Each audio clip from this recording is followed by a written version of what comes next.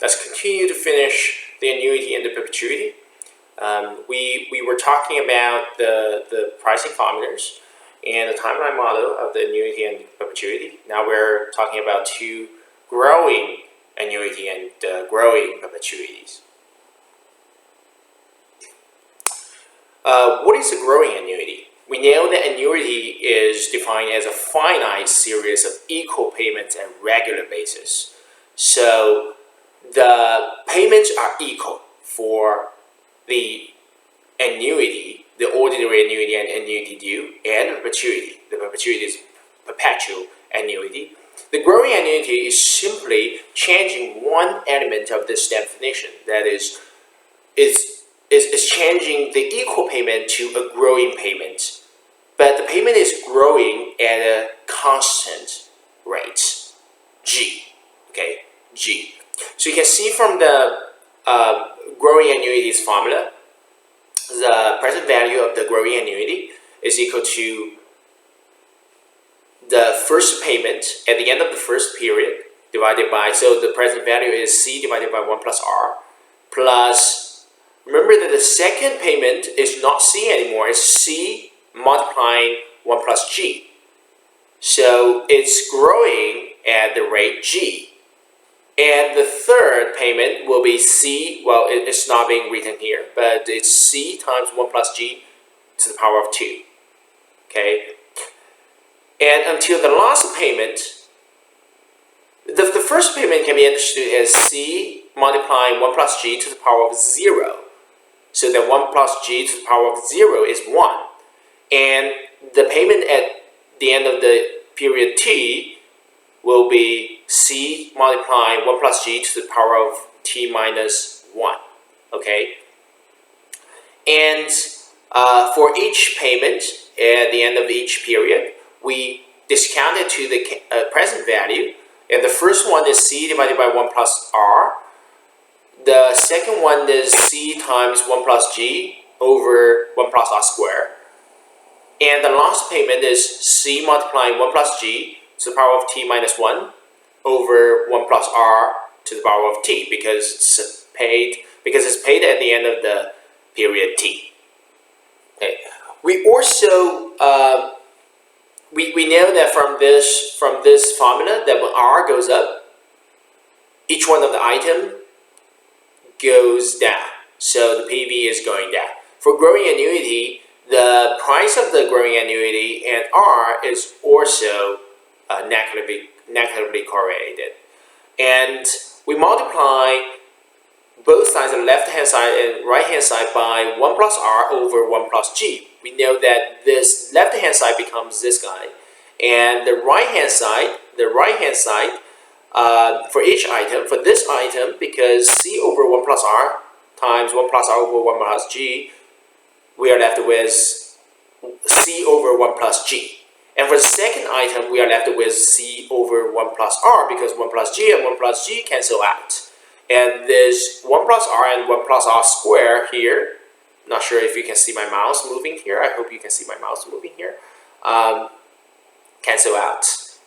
Maybe I should make it over the. Oh yeah, this is better.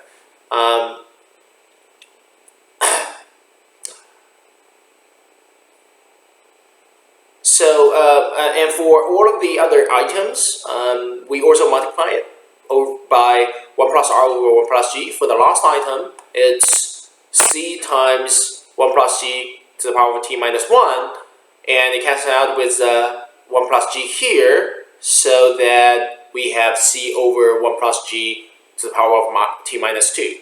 And this guy becomes 1 plus R times 1 T minus 1. We notice that this one, the last item, the second last item of equation 1 can be cancelled out with the last item of equation 2. And for all of these, they can be cancelled out with some item in the other formula, the other equation. So we are left with only C over 1 plus G minus the last item of equation 1 if we subtract both sides of equation 1 from both sides of equation 2. So we get this. The PV multiplying R minus G over 1 plus G is obtained by using 1 plus R over 1 plus G here in equation 2 minus 1. Okay, because it's a PV times 1.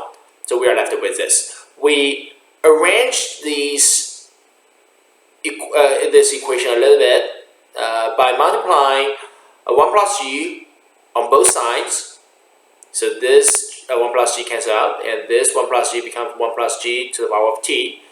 And we can get this. So that the last equation is a pricing formula of growing annuity, which is PV equals C over R minus G times 1 minus 1 plus G over 1 plus R to the power of T.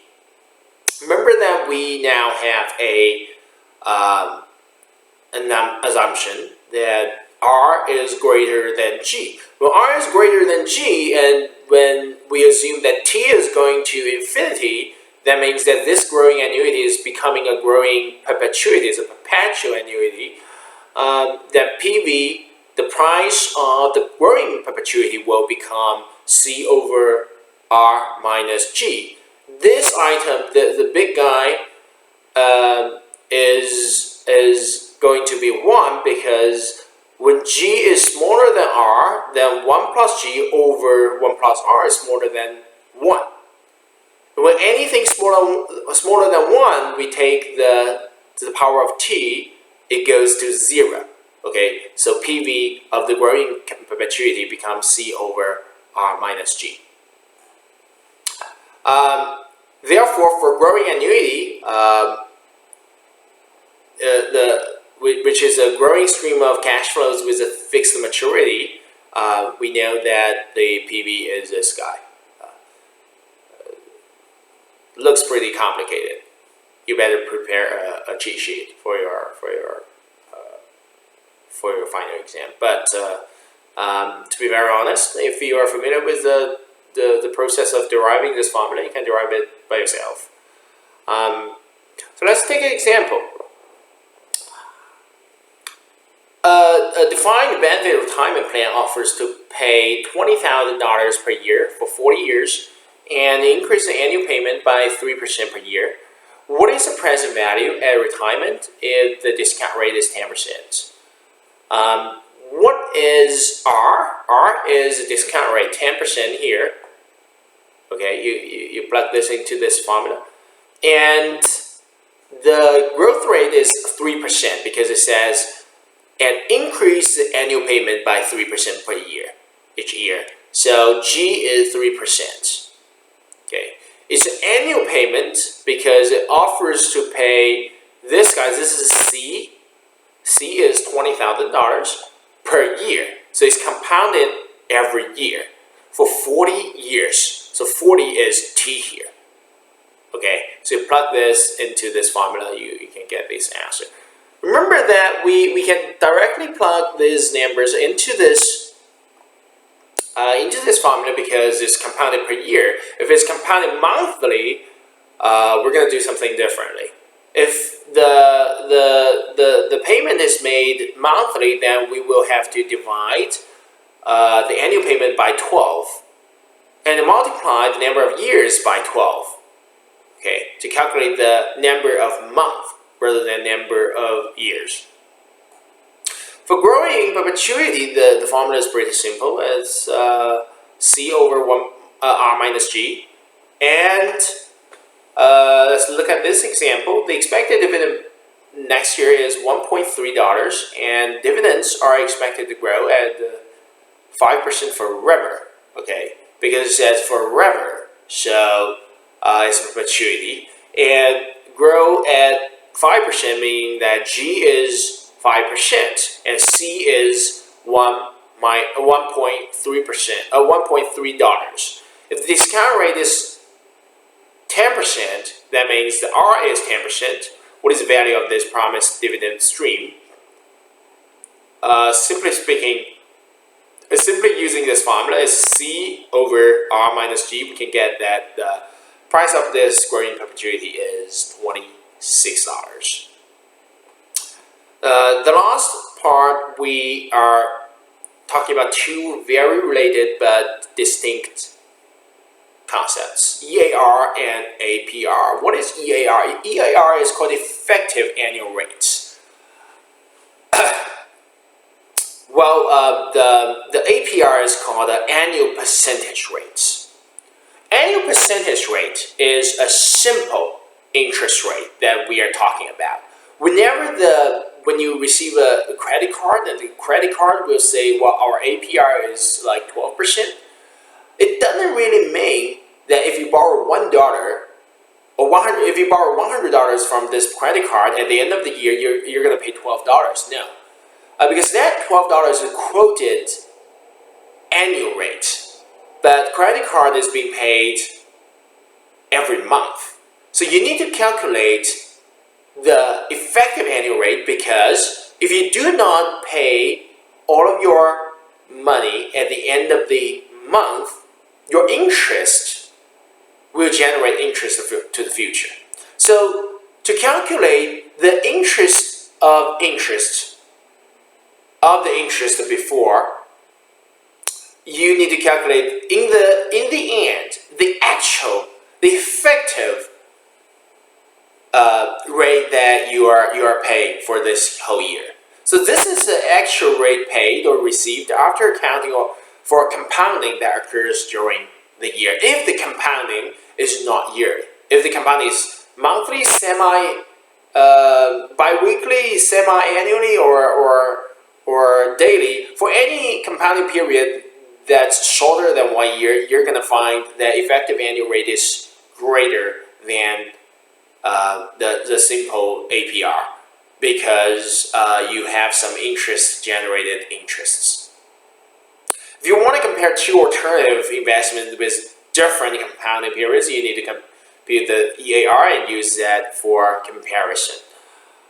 Quoted by law, the rate quoted by law is the APR, annual percentage rate.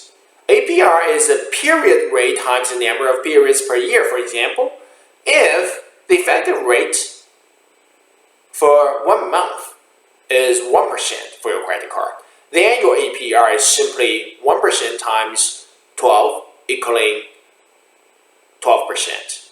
Consequently, to get the period rate, we rearrange the APR equation. We get that the period rate, for example, monthly rate will be APR divided by 12. So period rate will be APR divided by number of periods per year. If it's weekly rate, then weekly rate will be APR divided by 52. So you should never divide the effective rate by the number of periods per year. It will not give you the period rate. For example, if you're given a EAR, the effective annual rate at 12%, you cannot say that the monthly rate is 1%. Actually, the monthly rate should be smaller than 1%. Okay. How do you compute the APR? It's pretty easy. If the monthly rate is 0.5%, then APR is 6%. If the semi-annual rate is, because every year we have 12 months, if the semi-annual rate is like the rate twice a year or every 6 months is 0.5%, then the annual rate is simply this rate multiplying 2, because every year we have two semi-annual payments. If you know that APR is 12%, then monthly compounding, with monthly compounding, then the monthly rate will be APR divided by 12, which is 1%. Things to remember: you always need to make sure that the interest rate and time period match. If you're looking at the annual rate, you need the annual rate. If you're looking at the annual periods, annual compounding, annual payment, you need the annual rate. If you're looking at the monthly payment, monthly compounding, you need a monthly rate. Okay. So how do we compute the EAR? How do we compute the EAR? If we know that we are 1% per month, and $1 invested today.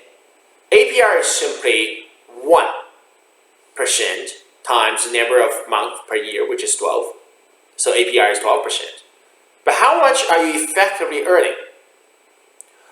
At the end of the first month, your $1 generates 1 times $1 times 1 plus 1%. And this whole thing, this is the future value at the end of the first month. And at the end of the next month, the end of the second month, the future value will be 1 times 1 plus 1% to the power of 2. Okay. So at the end of the year, which is at the end of the 12th month, the future value will be $1 times 1 plus R, 1 plus 1% to the power of 12, which is 1.1268. And the rate is this number minus 1, which is 12.68%. Remember that this is EAR, and this EAR is greater than APR 12% by 0.68%. That 0.68% comes from the generated interest. Suppose if you put it in another account, you earn 3% per quarter. What is the APR? Remember, you earn 3% per quarter. So the interest will generate the interest for 4 times for your first interest. But what is APR? APR is still 3% times 4, because every year we have 4 quarters, which is 12%. But the future value after compounding is actually $1 times 1 plus R, which is 3% to the power of 4. To the power of 4. Okay, because we have 4 quarters, which is 1.1255. And the rate will be 12.55%. This EAR is smaller than 12.68% EAR if we compound monthly, because our payment is less frequent. So the earlier interest has less chance, less frequency to generate future interest. So our effective interest rate is lower. The general formula for EAR is that if every year we have M compounding periods, if for monthly compounding M is 12, for weekly compounding M is 52, and we're given APR, then the period interest rate will be APR divided by M. And EAR is simply 1 plus this period interest to the power of M minus 1. And we rearrange this formula, we can simply get the APR formula, which is M times 1 plus EAR to the power of 1 over M minus 1. Okay, think about the example. If suppose you want to earn an effective rate of 12%, so EAR is 12%, and you're looking at the account that compounds on a monthly basis, so M is 12. Okay, EAR is 12%, M is 12. Then you just put these numbers into the formula. Then you can find that APR is 11.39%. Then we compute the payment with APR. Suppose you want to buy a new computer system and the store is willing to allow you to make monthly payments. The entire computer system costs $3,500. The loan period is for 2 years, and the interest rate is 16.9% with monthly compounding. We know that the interest rate given is the annual interest rate, so the monthly interest rate will be 16.9% divided by, which is by decimal is 0.169 divided by 12, which is 0.014, okay, or or 1.4%, which is monthly rate. And the number of months will be 2 times 12 because the loan period is for 2 years, which is 24 months. So you put the month, the number of months, which is T, and the monthly rate, which is R, into the formula, and 3,500 is the PV, and we use annuity. We use the annuity formula, C divided by R times 1 minus 1 over R, 1 plus R to the power of T. And we solve this equation, we get C is equal to, the monthly payment is 172.88. Also think about the future values with monthly compounding. Suppose you deposit $50 a month into an account that has a APR over 9% based on monthly compounding. How much do we have in the account in 35 years? Monthly rate will be 9% divided by 12, which is 0.0075, because we know that APR is 9%, and every month we have the APR divided by 12. Number of months will be 35 years times 12 months, and we have 420 months. And we know that future values, the annuity's future values formula is C, because deposit $50 a month, then 50 is C, times 1 plus R to the power of T minus 1 divided by R. And we find the final answer, the final future value, 147,098.22. And what about daily compounding? You need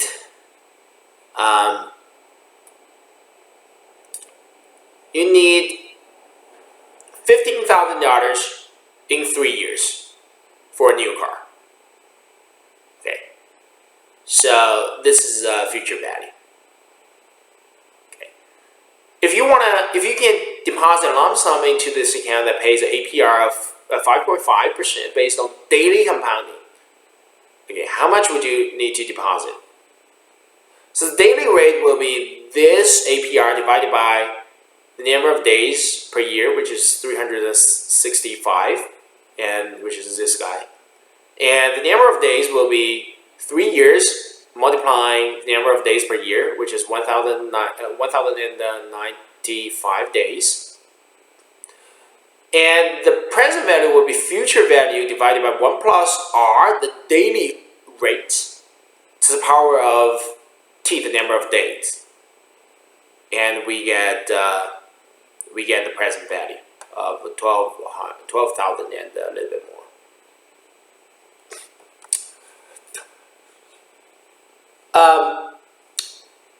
So when we know that for a given APR, when the compounding period is shorter, when the frequency of compounding is more and more frequent, the EAR will be greater, because we are more frequently making interest from the interest paid before. Sometimes the investment loans are figured based on continuous compounding, that is not compounded by weekly, not compounded by daily, not even compounded by per hour or per second. It's just continuous. Okay, this is really a theoretical case. So how do we find the continuous compounding relationship between, under this continuous compounding, the relationship between APR and the EAR? The EAR will be E to the power of APR minus 1. The E is a special function on the calculator, normally denoted by, this is on the financial calculator, it will be E to the power of X, which is natural logarithm. For example, what is the effective rate of 7% compounded continuously? So you know that the APR is 7%, and then you just use the base of natural logarithm to the power of 7% minus 1, then you can get EAR. You probably are figuring why we have such a strange equation. I made this derivation for you. If you're not interested in it will not be tested in the final. So if you, I mean, this could be tested, but this equation could be continuous compounding equation could be tested, but the process of deriving this formula would not be tested. If you are not interested, then you can just then this video should be over for you. But for those who are interested, I would like to show you how to derive this formula. So we know that EAR is 1 plus APR divided by m to the power of m minus 1, right? To simplify my notation, I just denote EAR as y and APR as x. And we put we move 1 to the left hand side. We have y plus 1 which is equal to 1 plus x over m to the power of m. Then you take natural logarithm.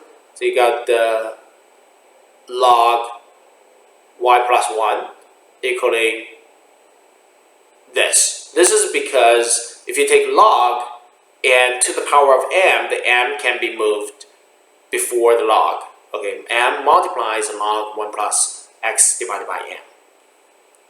And we can rearrange the right hand side as log 1 plus x over m divided by 1 over m. Why am I doing this? Because I want to take the limit here. If you learn calculus a little bit, then you know that if I take limit m to infinity, because I want a continuous compounding, which means that m is going to positive infinity. Because the left-hand side doesn't have an m here, so when I take the limit, the left-hand side still remains ln the log y plus 1. But for the right-hand side, I'm taking the limit here, and you know that when m goes to infinity, this guy is going to, the upper side and the lower side both are going to 0. Because 1 over m will go to 0 and x over m will go to 0. So log 1 will go to 0. Okay, if both upper and bottom sides are going to 0, we can use L'Hopital law. That we can take the first order derivative for the upper side and the lower side. So for this guy, that 1 over m, we take the derivative over m, then it's going to be minus 1 over m squared. And for the upper side, we know that you first, because this is log, so you have the denominator as log, as 1 plus x divided by m. And then we take the derivative for x over m, and which is minus x over m squared. Okay. If you learned calculus before, then you know that what L'Hopital law is. Then for this guy, you just cancel them out. Then you find, you simplify this formula, you find that this guy will become x over 1 plus x over m. Okay, x over m. What is this? When m goes to infinity, then this guy will go to 0. Then the whole limit m goes to positive infinity will be x. So we know that ln y plus 1 equals x. And y is EAR, APR is, x is APR. And we rearrange this a little bit. We just take the e here, then the base of natural logarithm and natural logarithm will cancel out. So we are left with EAR equaling e to the power of APR minus 1, which is this equation. Very simple, a very interesting story about the L'Hopital law is that L'Hopital is not the person who actually invented this law, find this law. Labida was a pretty rich guy in, if I remember right, in France. In France, if not in France, but any European guy who actually donated to sponsor many young mathematicians because the rich guy found that he has a lot of money, but he wants his name to be remembered by the future generations. So he gave money to the young, poor, talented mathematicians and asked them to name their formulas after his name, his own name. So he probably sponsored thousands of different formulas, and finally this one becomes very, very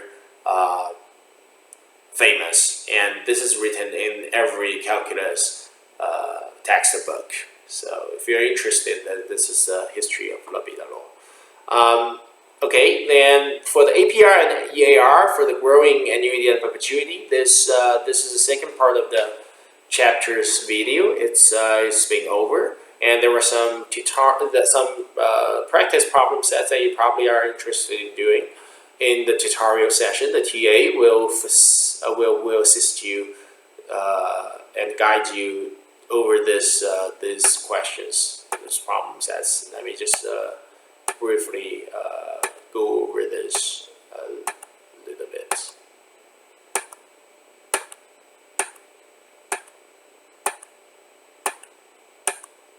Okay, so this is a chapter,